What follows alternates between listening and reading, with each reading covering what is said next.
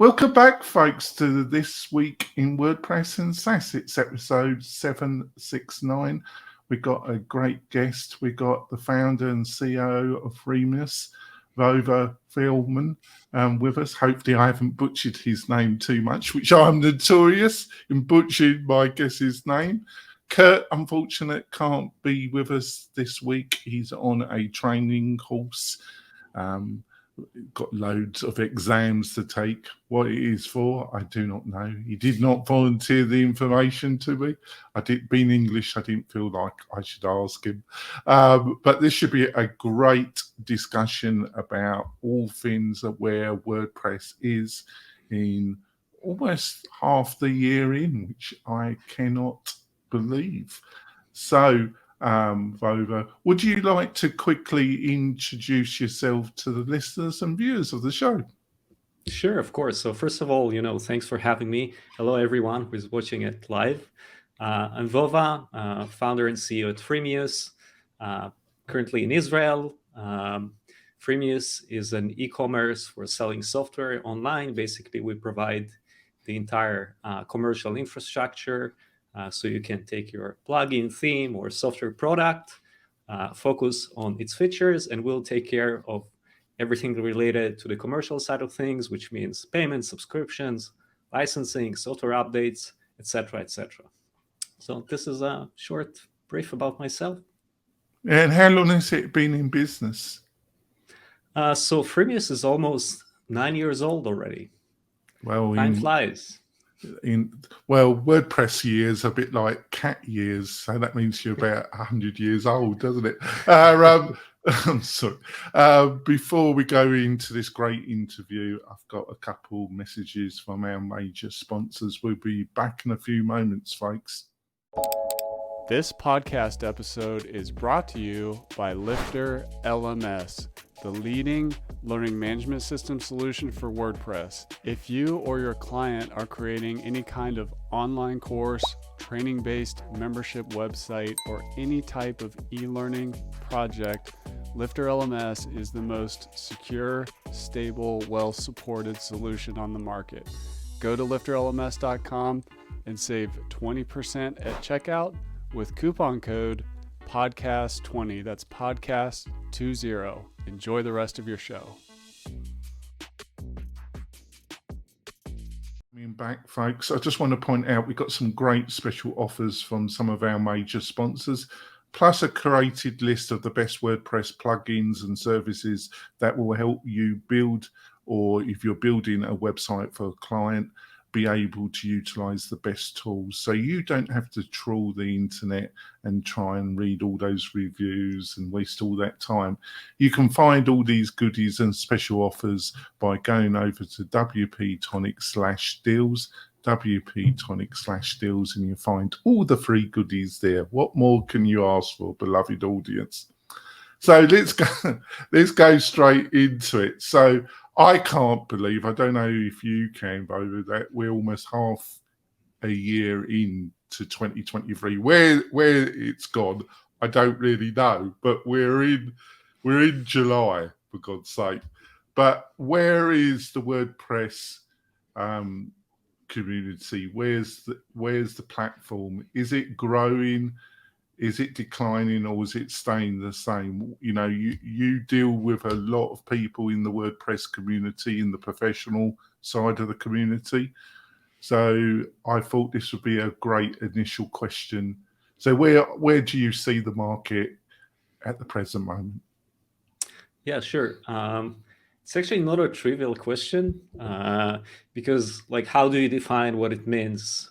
Whether the market is growing or not? Are we talking about the WordPress chunk relatively to the rest of the web? Are we talking about the web? So I will just kind of share my thoughts and observations, what I'm seeing. It's clear that currently, the global economic situation is not in the best place, and there have been many businesses that have been closed, and naturally, those businesses probably close their websites. So there is some decline. It doesn't mean that new businesses are not appearing and building their websites. If we look on the WordPress market share, those are public numbers. We see that there's some stagnation right now. I think in the past year or so, even the market share of WordPress in comparison to the web lost like a few percentages, but still we're talking about 40% of the web, which is pretty huge. I do think that right now there are new opportunities and kind of new markets that emerge into WordPress, and the two leading ones, there's the global trend of AI. So it's a new market, something that didn't exist before. So there are like new opportunities, and even if you had a fully functional website before, you may still want to introduce some AI powered products to enrich your writing experience, images experience, etc., etc. And obviously there is the whole page builders and the new editor that we have, which makes WordPress much more accessible, or hopefully that's the vision, right? That's what we are aiming for. Much more accessible to people that previously had challenges to work with WordPress and had to have some basic understanding of HTML, maybe a little CSS, but now they can drag and drop things, and the experience is becoming much more friendly and accessible, similar to other competing SaaS solutions out there. In terms of the kind of CMS and websites, still WordPress is the leading open source project. So there are the Wixes and the Webflows and the Squarespace, and they're great, but they're still not offering that open source free solution that is starting free, let's say, and attracting audience from different places, and also gives the level of flexibility that WordPress offers today. There are some other open source projects, but they're like more complex, like Drupal, and obviously have much smaller market share. So I do think we're not going to see WordPress disappearing anytime soon. It's a bit hard to say exactly what's happening. Well, what I'm trying to gauge from you is you talk to a lot of plugin theme, a lot of people in the professional WordPress community. What's the general vibe? Is it upbeat, or is it you're getting a lot of people? I think it's stagnation. It's stagnation. That's what many people see. Again, there are those new kind of markets that are growing right now because there's more hype around that, more interest. There are opportunities to reinvent things when it comes to those new technologies, I would call them. So those markets are naturally growing. Yeah. So have you got any thoughts about why because I agree with you. I don't think there's a dramatic decline, but I don't think there's any real substantial growth. And I think that's been the position now for almost getting on to 2 years now. Have you got any thoughts? What are some of the drivers around that stagnation? Yeah, probably the economic, situation right now in the world. I would say that probably that's the main thing. There are also, other solutions that we can't ignore that are eating some of the market, of the marketplace of WordPress. But this is natural. It was always the case. Well, I've got a slightly different take on this, actually, that I want to put to you and then get your input, and then we move on to the next question. I don't think it's the economy at all. Actually, traditionally, when I came to America, I'm a joint citizen now. It was just a year before the Great Recession hit, and I was working as a web developer for a regional agency, and I got into WordPress for my freelance clients because they were looking for a cost-effective way of building their website, and they were cutting back on their budget. They were looking to try and get more customers online, and that drew me into the world of WordPress. And WordPress actually gained market share as the economy got worse and worse for about a 6-year period, and I got more and more involved in it. So traditionally, I feel WordPress does quite well as any market. I think the biggest driver is the semi-train wreck of Gutenberg. That's improved lately, and you can see it, the benefits of it. But I think it's dramatically damaged the whole ecosystem of WordPress for a couple of years. And it's been a major cause of the stagnation. Nobody will say that in public. Most people won't, because they don't want to be punished, basically, for saying the truth, basically. So I've outlined a lot there. What's your, if you want to comment, or if you want to go, what's your thoughts about that? Yeah, I think it's a valid point, and definitely, it created some friction, especially because the way the product was released to the wild and became the primary editor, it was still premature. We're just seeing right now that it's getting better traction. So you are right that during that period, if I just found WordPress by chance, and I'm not an agency or a professional freelancer that had the experience to work with WordPress and know how I can work around that and use the classic editor, things like that, I agree with you that it probably pushed away some people. Yeah. But I would say that I think, your point that you said that the recession actually pushed WordPress to grow, it's totally valid. But I feel that when you get to 43% of the web, it's like you are maxed out already. How much more can you grow from there? It's enormous. So I think whatever is happening, you are already in that position that it's more about how do I retain that level of market share versus keep growing that, because it's well, in a way, you could say that I'm correct, but you could also say it really shows the strength of WordPress, because I think the launch in the past couple of years have been a real train wreck. I'm sorry, I don't think the leadership of WordPress have accepted their part in this train wreck. They haven't really learned. I haven't seen a lot of evidence they've learned much from it. We all make mistakes. I've made some tremendous bad mistakes. I try not to make the same really bad mistakes, because what was said, that's a sign of madness if you keep doing the same thing and wanting a different result. So I try and learn from my mistakes, and I try and be honest to myself and others about the mistakes I've made.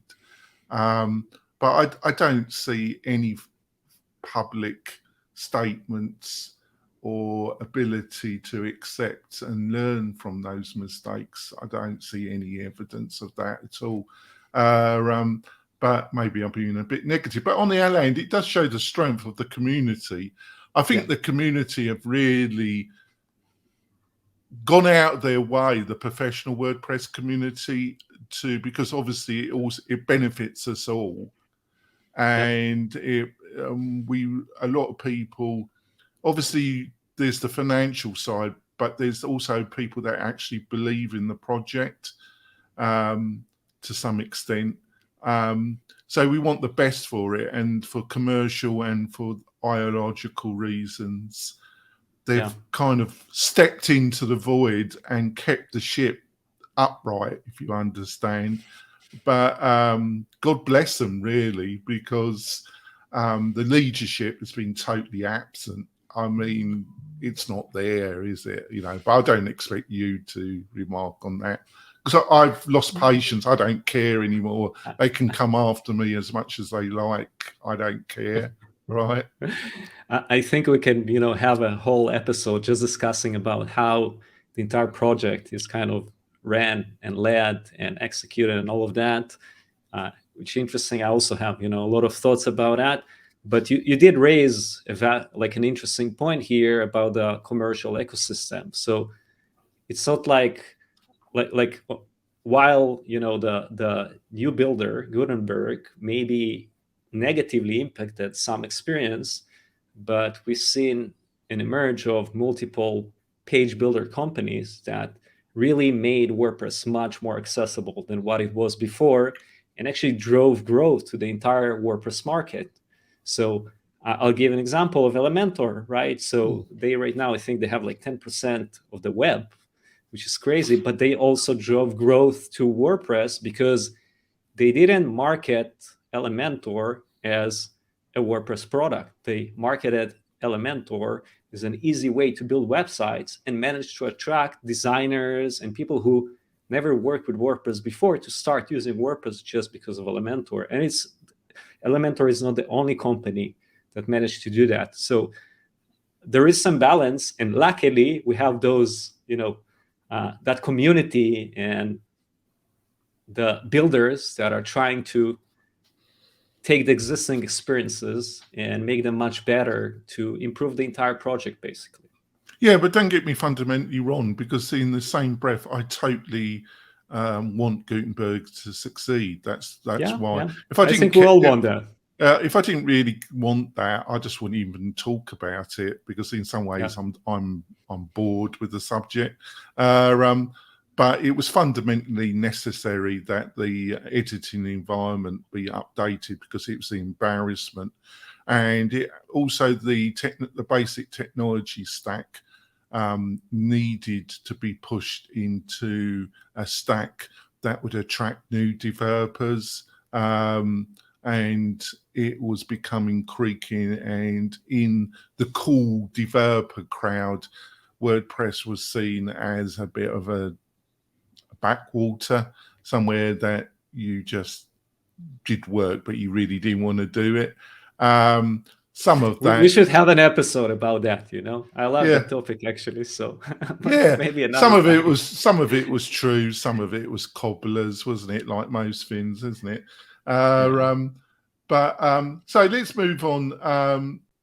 So what, I think I've mostly talked about the challenges, but I do think with Gutenberg we can see things improving. We can see light at the end of the tunnel. They've said with the latest round of changes that apart from UX and other improvements, the fundamental changes are probably going to end, and we're going to have a period of a bit more stability. I do think the team behind Gutenberg have been doing a great job recently. I think they've really are trying to get it to a standard, and also the third party. So where are the options? Do you think, because I think you're right, when you've got 43%, it's really hard to move it any further. So where do you see the opportunities? Where do you think there are some elements of growth in this marketplace? To whom? Well, I think growth to whom? Well, I think we have a joint audience of WordPress professionals and also SaaS bootstrappers. I think both camps are facing some exhaustion. Where is some real growth in the WordPress area, and also in the bootstrap SaaS? I think there's only so many subscriptions somebody can sign up for. So I think there's a little bit of subscription exhaustion, as I put it, in the SaaS world as well. So I think you probably aren't. Am I presuming that really we can only see that growth with AI, really? That's why everybody's getting so excited about it. Yeah, I think it's AI and also extensions for visual builders, whether it's Gutenberg or the third-party builders built by commercial solutions. That's kind of the place where you can reinvent the experience and come up with innovative ideas, and really, I think we can all agree that in 5-10 years, some builder will be the default experience. It's not going to be the classic editor. People are not going to use that anymore. No. So the way you interact with WordPress is going to be very different. I hope so. And I think this is what's happening right now. You're seeing a lot of plugin and theme developers that coming up with absolutely different experiences. Some of them also involve AI. like something interesting that I saw in the Human Made, the AI conference, virtual conference that they've done. So several like theme companies done really interesting stuff with AI, how you can improve the experience, the onboarding experience for users, identifying different personas, how websites are being created. So it's all kind of interconnected between plugins, AI, new experiences, and those visual builders. So I think there are many opportunities there, and we are seeing those happening. Like in Freemius alone, like we're seeing every few days new AI product starting to make their first sale. I'm not saying register to Freemius. I'm saying starting to make their first sales. So there is definitely significant growth in that direction. I would also mention that I feel that today the WordPress ecosystem is much more mature than what it was before. And whether it's for plugin and theme developers, SaaS builders, or freelancers, it's a tougher competition because there are more people and players in the space, and they are more professional. People already have like marketing knowledge. Like the days of the developer that just pops into WordPress and successful just by being a developer, I feel it's no longer there. It's difficult, isn't it? I think we saw a land grab by the major hosting companies. They knew that hosting in general was becoming I'm lost for the word, losing some of its shine, and they went in and bought a number of plugins to get eyes, to get customers, but also to build some difference between the hosting. I think that hasn't worked out that well, to be quite truthful, and I think the reason for that is the Indian subcontinent, the Far East, coding shops entered the market, and they can't be bought because they're not registered in the US or in Europe, so they're less attractive to purchase, and I don't think they're on the market. I think they can see enormous growth and they're looking to keep private, and they're not on the market to be sold anyway. So I think that strategy, this is only coming from me, I don't think that strategy of entering the market and just buying a load of plugins has worked that well for a number of these hosting companies. What's your view about that? I think, for some it worked better, for some not so much. It also depends what they do after they acquire the company and how much freedom they give them. I do think that if we're looking on WP Engine, who acquired Delicious Brains, like many of their products, I think they actually push the gas on the pedal and improve the products, and I am seeing like some good momentum there. I totally, because they're a pretty polished team, aren't they? Jason's a friend of mine. The executive team, they're pretty sharp people, and it's a pretty slick.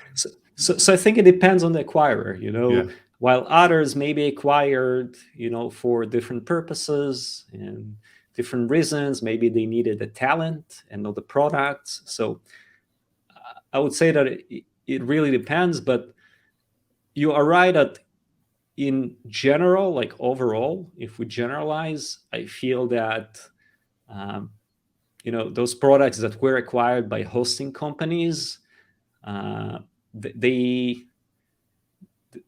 didn't they're probably not going to fulfill their future. No, I think you've made a good point, because look at Liquid Web, which is now renamed Solid. And under Devon and some of the other leadership, Devon, they're great people. Devon's, I would say, he's a personal friend as well. He really understands the WordPress professional community.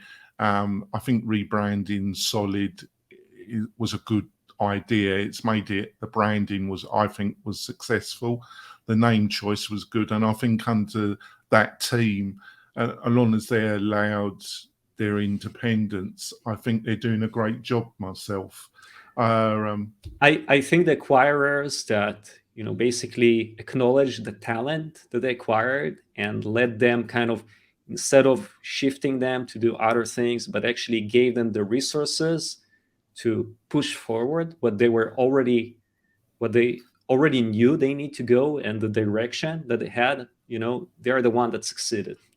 But others that had, different interests from those acquisitions, maybe it was successful, by the way, for those hosting companies. It's just, how do you measure that success? Like maybe for them, their VPs looking on the KPIs that they're measuring, and it's a super success. But from us, from the, as outsiders, that looking on kind of the product versus the strategy behind the acquisition, it maybe looks for us, that it didn't work great. Well, I think the initial purchase from Liquid Web of these plugins was a bit of a dog's breath. I think they're pulling it back because they were lucky. In that buying, they bought some really excellent talent, and they've woken up and they're deploying that talent and giving it the freedom to I'm not trying to be too harsh, to develop the product in a way that it actually gets an end result for the purchaser. I think before this team was allowed the freedom, I think it was going. I have no special knowledge. I'm only making my own personal assessment. I think it was going off the rails pretty bad. But I think it's pulling back because they've got a really good team. But that's my own personal view there. I think we're going to go for our break. I think I've dug a hole for myself, listeners and viewers. I think I'm going to get a few emails about these comments, but who cares? I don't. We're going to go for our break, folks. We'll be back in a few moments.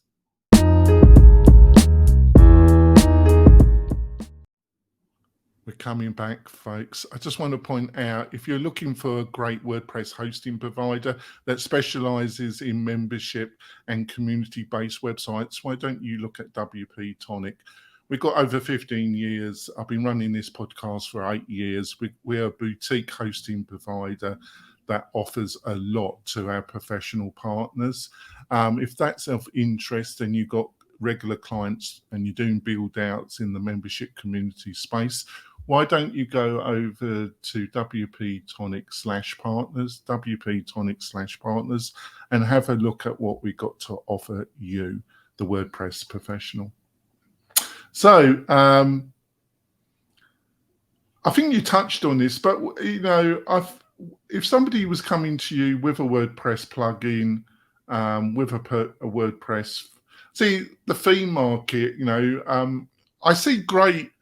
What is a theme in 2023 with full site editing?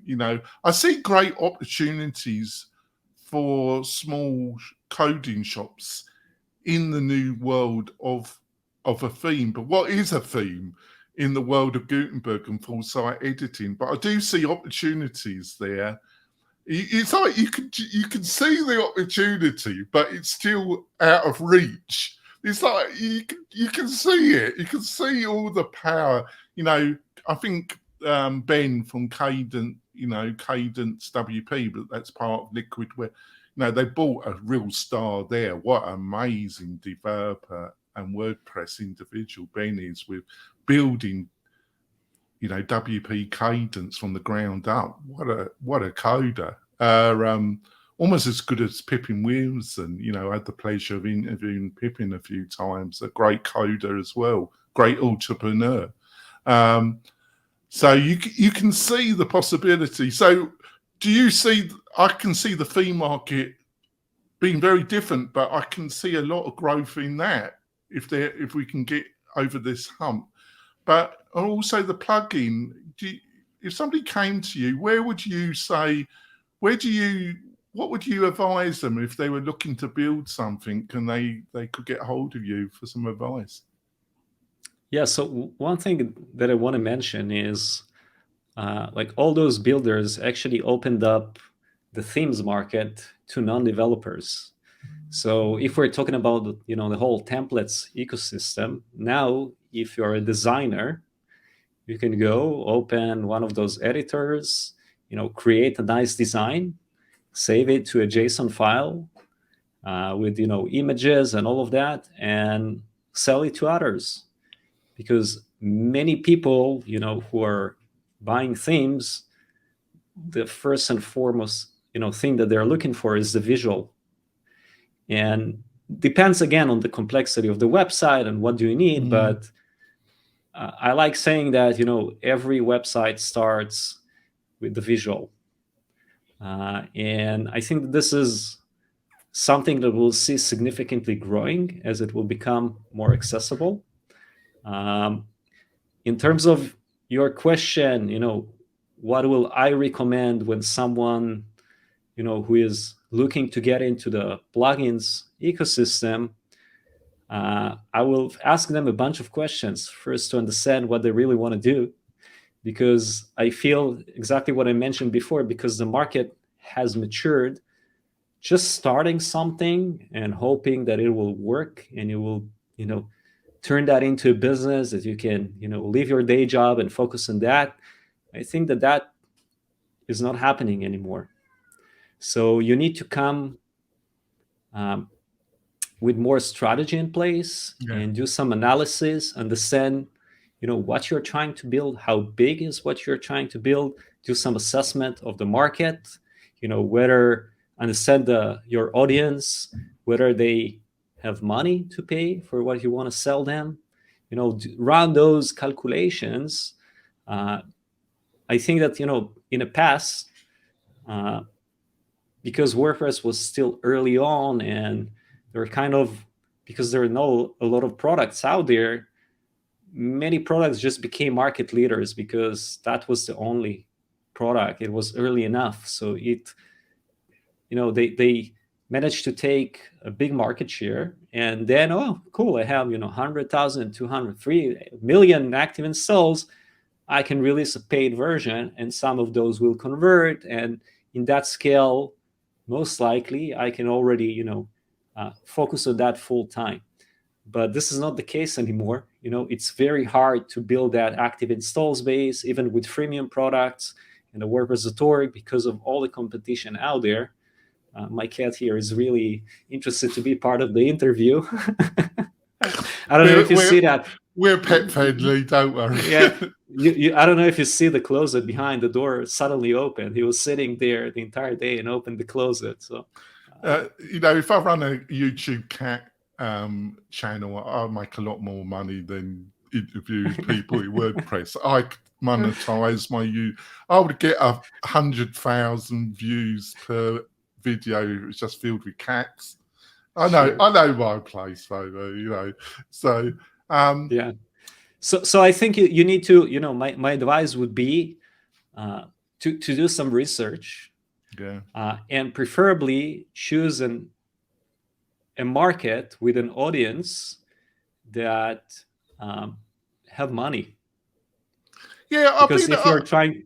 Yeah, I've been a bit negative a little bit in this. I don't think too negative. I've just been straight in this interview, but on the other hand, I'm always amazed at the quality of a lot of the WordPress people. Look at Jill from Fluent Forms. If you said to me a new player in the form area could get that amount of traction and then build one of the best CRM systems in WordPress, that was really missing in the WordPress plugin environment, a good CRM system, and they built it, and with Fluent Forms, great team, great developer, great person, and there's just a load of those type of people. I'm always amazed at the quality of the people I meet. So, some aren't so great, But in general, I'm always amazed at the quality. Would you agree with that? With the quality of people in WordPress? Yes. For sure. I have many friends, that like people that were acquainted, I just got to know through WordCamps, but we became like really good friends right now. So I can definitely agree. Not everyone, it depends on your personality and everything, but I definitely feel that I connected with so many people in our ecosystem. One thing that I want to mention about the forums point is that many people who are starting, a new product, they're thinking, oh, I need to invent something new that no one else have done before. And I think that that's actually the much harder way to do it. It's much easier to actually tackle a mass market solution, whether it's SEO or backups or whatever, something that every WordPress website need. So yes, you are starting as an underdog with zero market share, but it's enough that even if you conquer 1% or 2%, it's a huge market. While if you choose a niche that it's like very narrow because it's something unique and innovative and no one done that before, then you're starting out with a potential 1% market of overall of WordPress. And even if you take 10% of that market, which is much harder than taking 1%, right? It's 0.1 versus the 1% that you can take if you go for a mass market solution. So I actually feel that, and not feel it, I'm saying that it's, if you want to grow a business faster and get to that financial, not independence, but the ability to rely on that income, I would recommend to go for, choose a problem that has known like leaders in the space, figure out what else you can do there, preferably something in the user experience, because the experience of buying something many times relies on the UX, something on that aha moment that you install something and this is exactly what I needed. Boom. Okay, why should I go and search for other things? I can just buy it and move on. I think you're totally spot on. And I think, to hammer away a point, I think that was one of the fundamental mistakes of the Gutenberg project when it was initially launched, was that for obvious reasons, it was developer driven. And also it's a problem with open source. Any open source project, it's easier for developers to come in, do a ticket, jump out. That was pointed out to me. You need a much more full-time team and upfront investment and commitment to spend the time and energy of working out your UX interface, and something that will, and it's been something that has improved recently, but it's something that was woefully underrated and underinvested when the project was launched to a level that's mind-boggling, really. But it is what it is, basically. You love the project. I see you love the project. You love the Gutenberg project. Well, I do actually, because I really, because it's really necessary for it to be worked out and for it to be a big success. But I'm just not prepared not to see the failings, because if there is an honest discussion, in the end it will lead to ultimate disaster. But there we go. So so if you were king of WordPress, if you were the big huncho, you had all the control, what are some of the things that you would love to change in the WordPress professional marketplace if you had the power? If you were given the ring, what would you do? That's an interesting and challenging question. I think that one thing that I'm seeing problematic right now, which ties to what you mentioned, that WordPress is developed by developers, is that on one hand, we are going to that direction of making WordPress more friendly and accessible. But on the other hand, you still need to deal with a WordPress admin dashboard. So, which is not very user-friendly. And it also leads to kind of two experiences that you need to learn. You need to navigate through the builder, and you need to navigate through the WP admin in order to make things happen.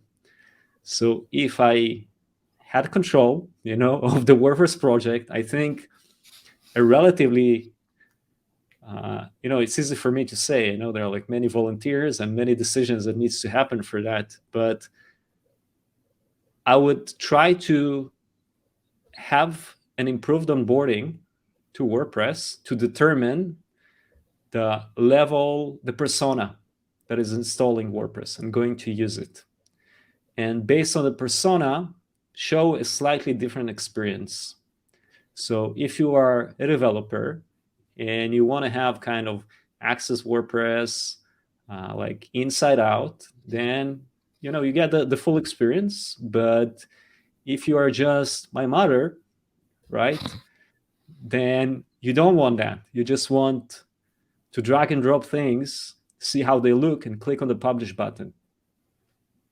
And this is, I think, like if we're looking on the competitors out there, the Wixes, Squarespaces, that's the experience they have. And there's a reason for that. It's cohesive, it's easier, the onboarding is faster. It does add some challenges to people who are building extensions and all this capabilities on top, but it's definitely doable. And again, my mom don't need to do many of the things that are available in WordPress. So I think this is just one thing that comes to my mind. Yeah, some people say because it's open source and that you can't really get fundamental improvements. I totally disagree. I obviously, because it's a platform and you can do so many things, it can never. But I say that Wix and Squarespace and they're getting more and more complicated because they're adding more and more elements to their platform. But it's the other way around. There, in order to use those elements, you need to unlock them, right? Yes. On our side, it's the opposite. You get everything. You are overloaded, and then different plugins and things that you can install to hide some of those complexities. So I think the experience could be kind of divided based on the persona. And it's very easy to do that technically.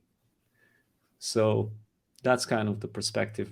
Yeah, but I'm sure it can be improved. But I think a lot of back to my hobby horse.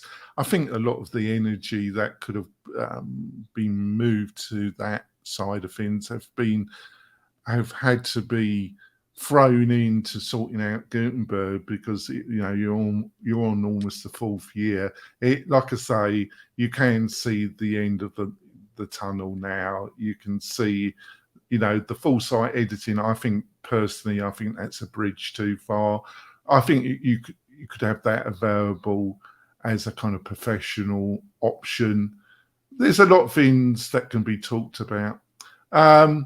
Good news for me, really, for a podcast, isn't it? So let's wrap it up because this has been a great discussion. But if you had, obviously I'm English. I'm originally from England, so I was a great watcher of Doctor Who and the TARDIS. So if you had your time machine, your TARDIS, and you could go back a few years when you were starting Freemius, what one or two things you'd love to be able to tell yourself that would have helped the journey be a little bit less painful? Yeah. It's a challenging question, because everything that we've done, there was a reason and learnings, and this is how, like all the mistakes that you make on the way, they make you stronger. So obviously, if I could knew the mistakes that we've done in advance and avoid them, that could have been perfect. Yeah,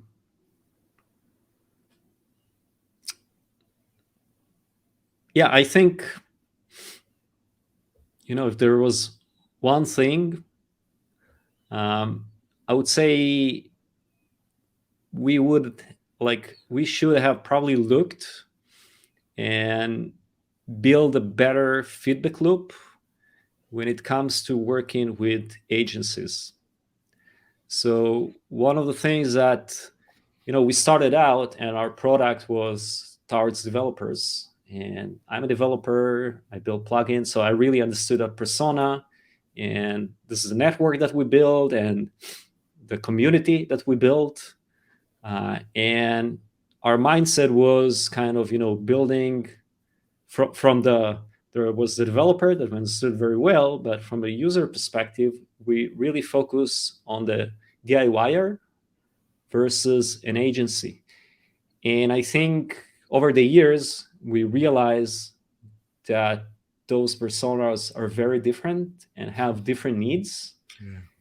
And I think that if we had a better kind of feedback loop, which right now we're trying to build around that, to better understand, agencies, their needs, I think we could have saved ourselves a lot of, headaches. Well, I think you made a really great point there, and it's a point that's misunderstood from the people that typically listen to this type of podcast or part of the community that you were part of, is that there's a whole agency environment out there, regionally based, specific niche, specific industry sectors. They utilize WordPress, but they have no active involvement in the WordPress community in any shape or form, apart from utilizing the technology. Nor do they have any interest in being part of that community, because their focus is building relationships in their town, city, region. I saw that when I was working for a major Northern Nevada digital agency, PR agency. The owner and founder's concentration was building political and community relationships with people that could give her contracts, basically. That's what she was engaged in. She had no interest in any shape or form in being involved in the WordPress, but they utilize WordPress almost every week for client websites, and they're not. That's a whole side that a lot of people don't understand, do they? Yeah. So I think, while I have this opportunity, as we are talking about the topic, we would love to talk with agencies, like to get their perspective of the experience they're having with Freemius and what we can do to make it better. Right now, we're lacking that feedback. We're getting it, kind of sporadically, but like I would love to have some sort of a community that I will have, relationship with agencies that can share what they need, and we would love to kind of improve the product for them. Right. To finish off, are there any people, not only in the WordPress, but in general, through their blog posts, their Twitters, is there anybody out there, a couple of names that when you see any content that they're published through Twitter, through blog posts, through a newsletter, that you follow yourself, that you like to share with the audience, that when you see something coming, you think, I'll just stop for a couple of seconds and see what they're saying? Are there any names you like to share? Yeah, I think I enjoy content and discussions on post status. This is something that I find useful. I've been horrible. I've been horrible to them. I take the mickey, and so I think they take it okay. I think sometimes they don't appreciate my English humour, really. But here we go. So there is that. I enjoy, following other builders on Twitter, just to see the challenges they're facing, different things that some of them are like sharing more. I relatively recently discovered, I don't know if you know this guy, Arvid. He is a podcaster from Canada, I think. He's talking about like building in public, and I think it's just very interesting, the thoughts that he is having about building in public and kind of bootstrapping and all that. Yeah, I mean, there are, many people that I kind of follow. I wouldn't say there's like one person that, is, yeah. I think I think you did a good job there. Thanks a lot. Yeah. So what's the best way for people to find out more about you and Freemius in general? What's the best channels to find out what you're up to and what the company's up to? Yeah, so Twitter is definitely, the place where I hang. Vova Feldman, exactly as it sounds. I'm also on other social networks, but Twitter is probably the one that I'm mostly engaged. Freemius.com/blog. We have tons of content, business and marketing, content for product people. We just launched Plugin FM. This is the logo here, which is a fresh new podcast for software makers, lifestyle businesses in a software space, where we bring people just to, share things that from their experience, first-hand experience, that others can apply in their own business. I'm all over. It's very easy to find me, and I'm trying to engage and chat with people and being as available as possible. Yeah, that's fantastic. And thanks for being such a great guest on the show. I think this interview's gone slightly different directions than some of your other recent interviews. I didn't want to duplicate the great discussions that you've had on some other podcasts recently. I think we've covered some areas that weren't covered in those particular interviews. You've dealt with my madness very effectively. I can see that you're a seasoned founder, CEO of great ability. We will be back next week with another great interview or internal show. We'll see you soon, folks. Bye.